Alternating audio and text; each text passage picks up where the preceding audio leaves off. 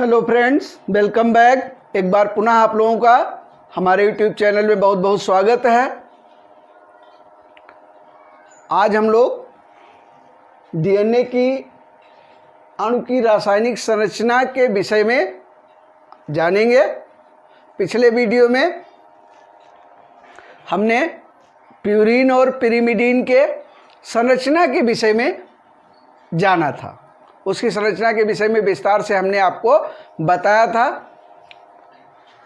आज हम लोग छोटे टॉपिक्स के अंतर्गत इसका अध्ययन करेंगे। Nucleoside, nucleotide, polynucleotide chain, polynucleotide chain की ध्रुवता, पोलैरिटी और चार गैप का रूल या चार गैप का रूल। इससे पहले लेकिन आपको बता दें, आप हमारे चैनल को सब्सक्राइब नहीं किए हैं तो सब्सक्राइब कर लीजिए और बेल आइकन को दबा दीजिए, जिससे आपको हमारे वीडियो की नोटिफिकेशन जल्दी से प्राप्त हो जाए। आइए हम लोग इसके विषय में जानते हैं। सबसे पहले है न्यूक्लियोसाइड। जैसा कि पिछले वीडियो में हमने आपको बताया था कि डीएनए अणु के 3 कंपोनेंट्स हैं। नंबर 1 फॉस्फेट समूह, PO4 समूह। दूसरा है डीऑक्सीराइबोज शुगर,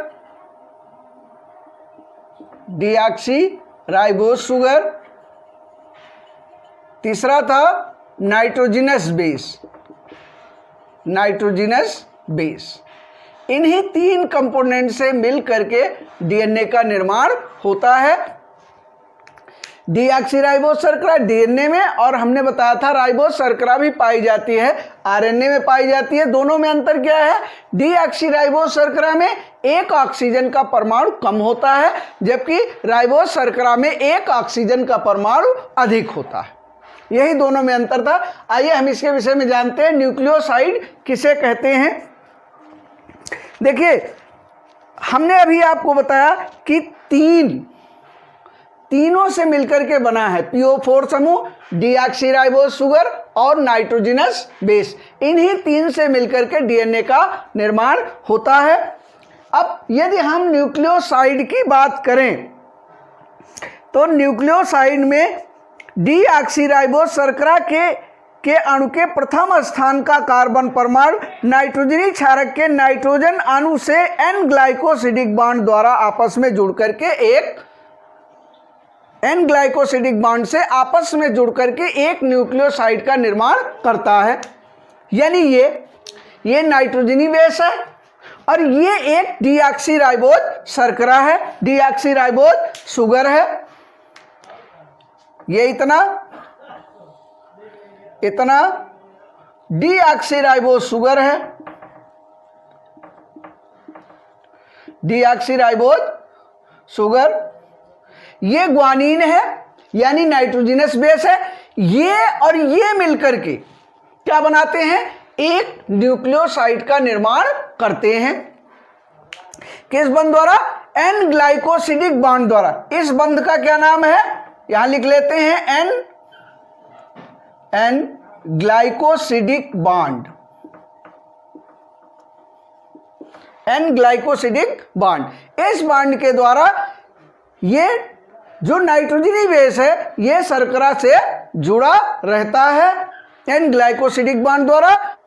ठीक है, और इसको डीऑक्सीराइबोसाइड्स भी कहते हैं। क्या कहते हैं? डीऑक्सीराइबोसाइड्स भी कहते हैं।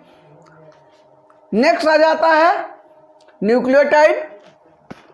न्यूक्लियोटाइड किसे कहते हैं? अब देखिए 3 कंपोनेंट्स हैं। ये दो तो मिलकर के क्या बना लिए? ये दो मिलकर के बना लिए क्या? न्यूक्लियोसाइड बना लिए। लेकिन जैसे PO4 भी इसमें मिल जाता है तो ये क्या बना लेते हैं? न्यूक्लियोटाइड बना लेते हैं। किसका निर्माण करते हैं? न्यूक्लियोटाइड का। कौन कौन मिलकर के? PO4 समूह, डीऑक्सीराइबोज शर्करा और नाइट्रोजनस बेस। ये तीनों, ये और ये, अब तीनों मिलकर के ये क्या बना रहे हैं? ये बना रहे हैं न्यूक्लियोटाइड बना रहे हैं। समझ रहे हैं नहीं? अब न्यूक्लियोटाइड के कंपोनेंट PO4 समूह, डीऑक्सीराइबोस शर्करा और नाइट्रोजनस बेस, नाइट्रोजनी समूह, यानी ये नाइट्रोजनी समूह हो गया ग्वानिन, ये हो गया डीऑक्सीराइबोस शुगर और ये हो गया फास्फेट समूह। तो अब ये एक न्यूक्लियोटाइड हो गया, कौन सा? एक न्यूक्लियोटाइड हो गया और इसको क्या कहेंगे? डीऑक्सी ग्वानिलिक एसिड कहेंगे। क्या कहेंगे? डीऑक्सी ग्वानिलिक एसिड, और इसी को एक न्यूक्लियोटाइड भी कहते हैं। ये हो गया। इसी तरह से इसकी संरचना देखते हैं। अच्छा, ये जो जुड़ता है ग्वानिन के 9 नाइट्रोजन से, एडेनिन के भी 9 नाइट्रोजन से, 9वें स्थान के नाइट्रोजन से एन ग्लाइकोसिडिक बॉन्ड द्वारा जुड़ता है। लेकिन यदि हम यहीं पर देखें, यहीं पर किसको देखो? साइटोसिन को। साइटोसिन में देखें तो साइटोसिन में इसी एन ग्लाइकोसिडिक बॉन्ड द्वारा ये किससे जुड़ता है? ये पहले नाइट्रोजन से। इसमें किससे जुड़ता है? पहले नाइट्रोजन से। और इसमें किसमें जुड़ता है? 9वें नाइट्रोजन परमाणु से जुड़ करके क्या बनाता है? ये जुड़ करके एक न्यूक्लियोटाइड बनाता है। इसी को हम क्या कहते हैं? न्यूक्लियोटाइड कहते हैं। अब आगे देख लेते हैं पॉलीन्यूक्लियोटाइड चेन किसे कहते हैं। इससे पहले ये एक चीज और बताना आपको जरूरी है, ये है 5 फास्फोइस्टर बॉन्ड। एक न्यूक्लियोटाइड में, जैसा कि हमने अभी आपको बताया कि एक न्यूक्लियोटाइड में एक नाइट्रोजनी बेस, एक डीऑक्सीराइबोस शर्करा और एक फास्फेट समूह। तो जो फास्फेट समूह जुड़ता है वो डीऑक्सीराइबोस शर्करा के 5वें कार्बन से, ये 5वां कार्बन हो गया, ये चौथा हो गया, तीसरा, दूसरा और पहला। ये जो नाइट्रोजनस बेस है पहले कार्बन से जुड़ता है, और जबकि ये फास्फेट समूह 5वें कार्बन से, और ये बॉन्ड क्या कहलाता है? 5 फास्फोइस्टर बॉन्ड कहलाता है। अब दो न्यूक्लियोटाइड किस तरह आपस में जुड़ते हैं? दो न्यूक्लियोटाइड आपस में जुड़ करके, या दो या दो से अधिक न्यूक्लियोटाइड आपस में जुड़ करके एक पॉलीपेप्टाइड चेन का निर्माण करते हैं, पॉलीपेप्टाइड श्रृंखला का निर्माण करते हैं। एक चीज और, एक न्यूक्लियोटाइड में डीऑक्सीराइबोस का 5वां कार्बन किससे जुड़ता है? फास्फेट समूह से।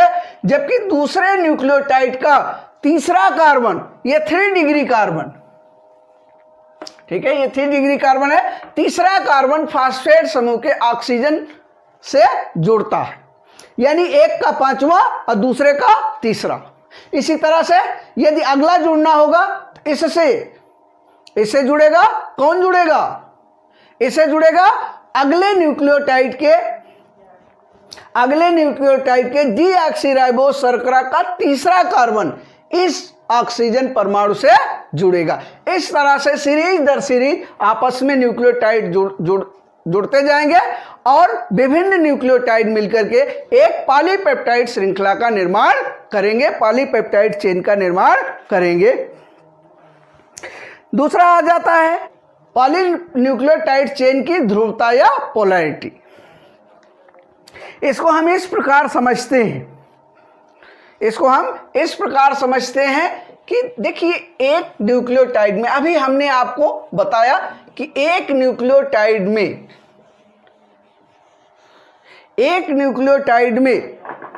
ये हो गया, एक न्यूक्लियोटाइड में एक फास्फेट समूह जुड़ा और एक क्या जुड़ा? डीऑक्सीराइबोस शर्करा और एक नाइट्रोजनस बेस जुड़ा। लेकिन इसका कहीं अंत होता है, इस श्रृंखला का कहीं क्या होता है? अंत होता है। और अंत में जुड़ता है वो क्या जुड़ता है? वो क्या बचता है? PO4 समूह बचता है। यानी 5वां कार्बन स्वतंत्र होता है, लेकिन किससे जुड़ा हुआ होता है? फास्फेट समूह से जुड़ा हुआ होता है। फास्फेट समूह से जुड़ा हुआ होता है। कौन जुड़ा हुआ होता है? पांचवा कार्बन परमाणु इससे जुड़ा होता है, और यही सिरा जो है वो कैसा होता है? फ्री होता है, यानी स्वतंत्र होता है। जो अंत वाला न्यूक्लियोटाइड है, दूसरे छोर वाला न्यूक्लियोटाइड है, उसका जो तीसरा कार्बन का OH परमाणु है वो स्वतंत्र होता है। यानी एक श्रृंखला का सबसे एक छोर का पांचवा कार्बन और दूसरे छोर का तीसरा कार्बन स्वतंत्र होता है। इसीलिए इसको हम 5 एंड कहते हैं, ऊपर वाले को 5 डिग्री और नीचे वाले को 3 डिग्री एंड कहते हैं। जो जोड़ होता है इनका वो पांचवें और तीसरे कार्बन का जोड़ होता है और इसको 3 फास्फोईस्टर बॉन्ड कहते हैं और इसको 5 फास्फोईस्टर बॉन्ड कहते हैं। किससे? जो इनके बीच में PO4 होता है, दो डीऑक्सीराइबोस शर्करा के बीच में जो ये फास्फेट समूह होता है, इस फास्फेट समूह से एक बंध द्वारा डीऑक्सीराइबोस शर्करा का पांचवा कार्बन जुड़ा होता है और दूसरे बंध से डीऑक्सीराइबोस शर्करा के तीसरे कार्बन से जुड़ता है। इसीलिए इन दोनों बंधों को मिलाकर के हम कहते हैं 5,3 डाई फास्फोईस्टर बॉन्ड, ईस्टर बॉन्ड।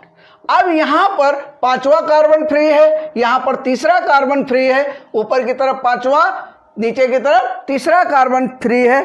तो यह जो है, यही जो है, इसी को हम पॉलीन्यूक्लियोटाइड चेन की पोलैरिटी के, पॉलीन्यूक्लियोटाइड चेन को दृढ़ता प्रदान करते हैं और इसीलिए ये कैसे होते हैं? ये पोलर होते हैं। नेक्स्ट आ जाता है सारगैप का रूल या चारगाप का रूल। सारगैप या चारगाप, कहीं कहीं किसी किताब में सारगाप लिखा है, किसी में चारगाप लिखा है। हिंदी में एक किताब में सारगाप भी लिखा है, सारगैप भी लिखा है। तो आप चाहे जो पढ़िए, चाहे जो भी पढ़ सकते हैं, अंग्रेजी में यही लिखा जाता है चारगाप्स रूल। देखिए इसके संबंध में ये सन 1950 में एरविन सारगाप ने 1950 में एक वैज्ञानिक हुए एरविन सारगाप, एरविन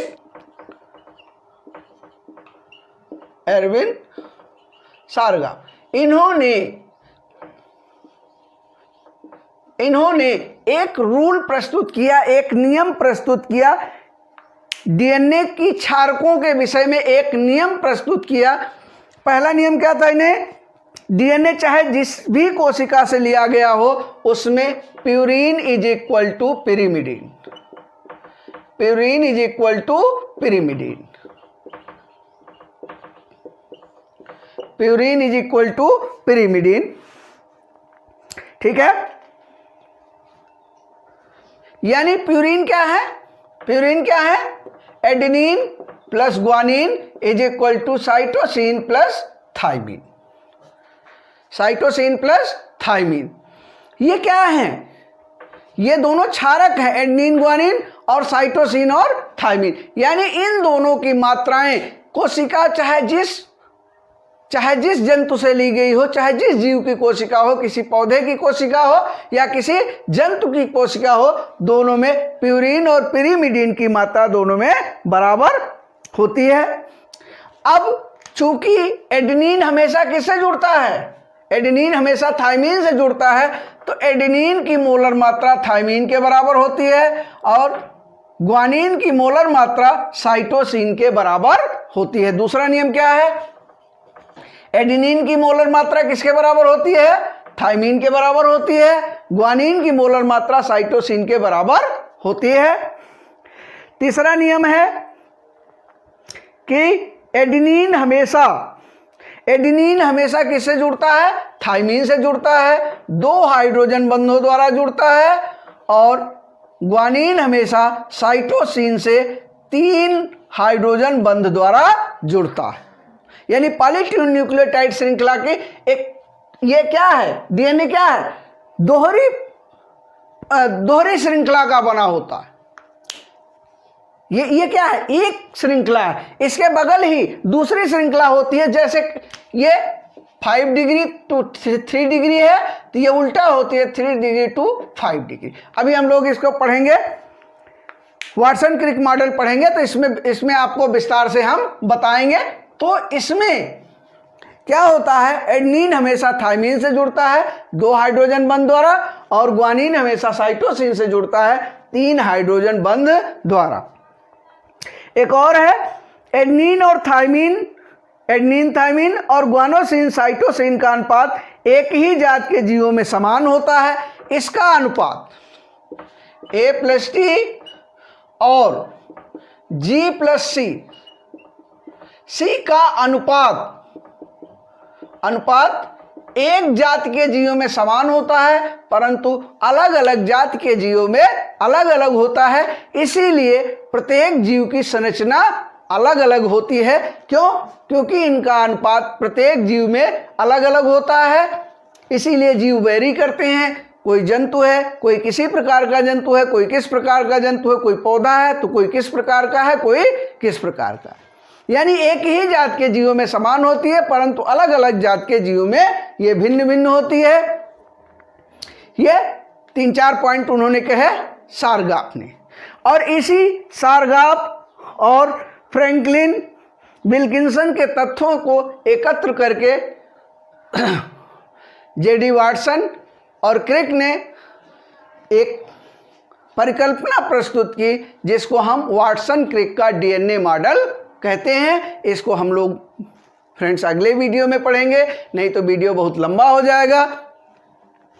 पुनः एक बार बता दें कि एक न्यूक्लियोटाइड श्रृंखला में अनेक न्यूक्लियोटाइड एक निश्चित क्रम में जुड़े होते हैं। एक ही जात के जीवों में उनका क्रम एक समान होता है, परंतु अन्य जात के जीवों में उनका क्रम क्या होता है, भिन्न भिन्न होता है। इसीलिए जीवों में वेरिएशन होता है। ठीक है, इसी के साथ हम इस वीडियो को यहीं समाप्त कर रहे हैं। नहीं, वीडियो लंबा हो जाएगा, बोरिंग हो जाएगा। वैसे भी ये कठिन टॉपिक है, वैसे भी इसका पढ़ने का मन नहीं करता है, लेकिन आप लोग इसको पढ़िए, बहुत ही इंपॉर्टेंट है। आपको ये आगे तक, आप बीएससी करेंगे, आप एमएससी करेंगे, या फिर आप मेडिकल लाइन में जाएंगे तो वहाँ आपको इसका अध्ययन करना पड़ेगा। अतः इसको ध्यान से पढ़िए। यदि कहीं कुछ समझ में ना आया हो तो व्हाट्सएप के माध्यम से हमको सूचित कीजिए। हमारा व्हाट्सएप नंबर जो है नीचे चल रहा है, इसके माध्यम से हमको सूचित कीजिए।